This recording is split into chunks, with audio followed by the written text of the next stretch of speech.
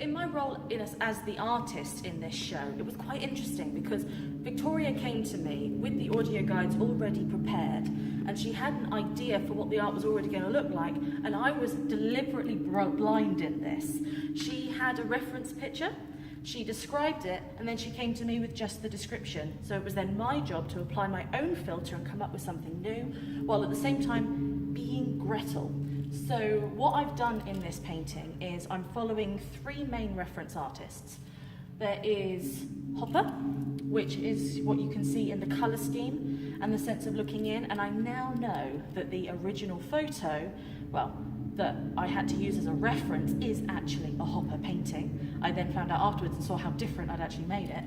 And then I've used Matisse in the fact that you can't see the faces. Like he has, like that would be one of his works of art, for example.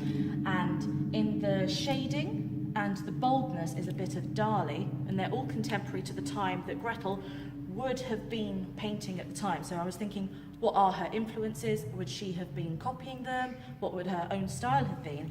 And there are a few themes that are communicated through Victoria's script that I have to communicate. Like I know that the gentleman is on this side, the female is on this side, they look through a window, and there is a Tiffany lamp, but it doesn't say where. So things like the light source, I needed to decide where the light was coming from, and there are also things you're supposed to feel as you look at it. So these two are both touching the table, but they need to feel disconnected. So he's lit from inside, she's lit from outside, so you get the sense that they are not on the same page. And there is also something else going on in the picture which you are only supposed to notice once you are drawn to it through the audio guide.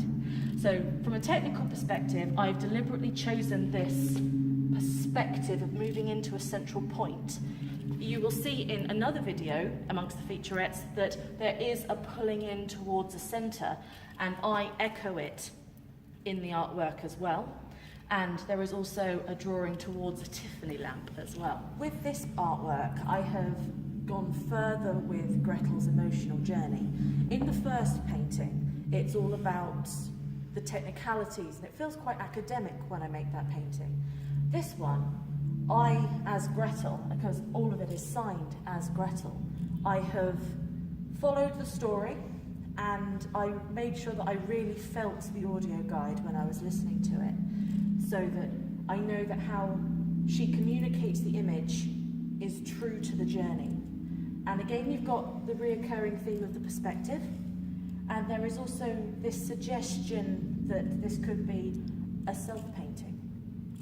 And there is a particular feeling you're meant to feel with this. It's the isolation and the loneliness and a sense that something has gone wrong. And there's a very potent line in the audio guide that says, a perfect portrayal of sadness and melancholy.